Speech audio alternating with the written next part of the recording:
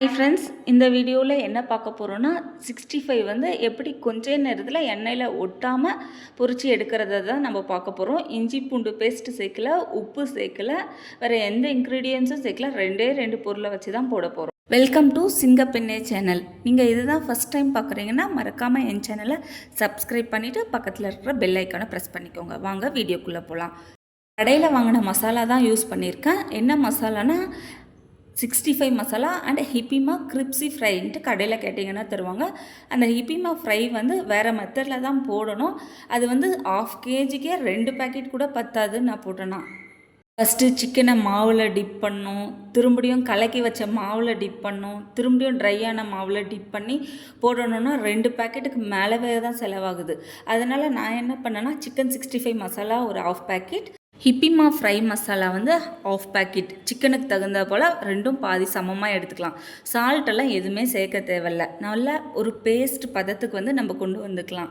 நம்ம சாதாரண மசாலாலாம் எப்படி கலப்போம் அதே போல் தான் நல்லா பேஸ்ட் பதத்துக்கு கொண்டு வந்துட்டு இதில் வந்து நம்ம எடுத்து வச்சுருக்கிற சிக்கனை வந்து போட்டு நல்லா மசாலா ஃபுல்லாகவே ஸ்ப்ரெட் ஆகிற மாதிரி நல்லா கலந்து விட்டுக்கலாம்.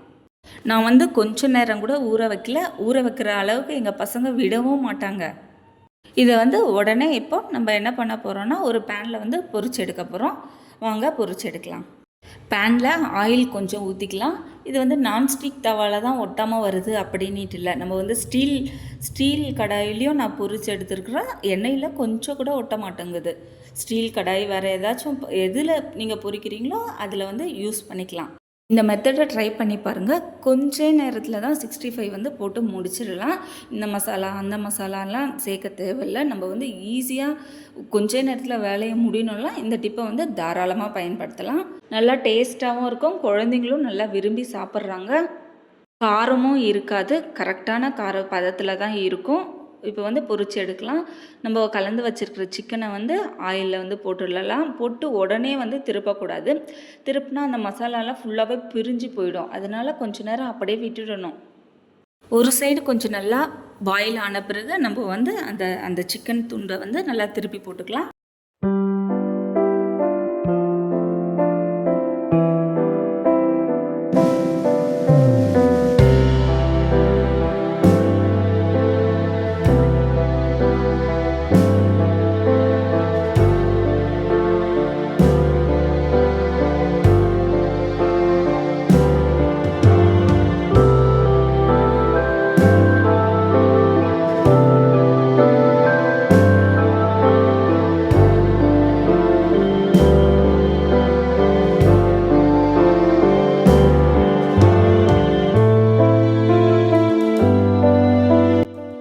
அவ்வளோதான், 2 பக்கமும் நல்லா பாயில் ஆகிடுச்சு.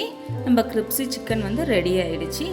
ஒரு முறை இது போல் ட்ரை பண்ணி பாருங்கள். ட்ரை பண்ணி பார்த்துட்டு எப்படி இருந்துச்சுன்னு கமெண்ட்ஸில் சொல்லுங்கள். லைக் பண்ணுங்கள், ஷேர் பண்ணுங்கள், சப்ஸ்கிரைப் பண்ணுங்கள்.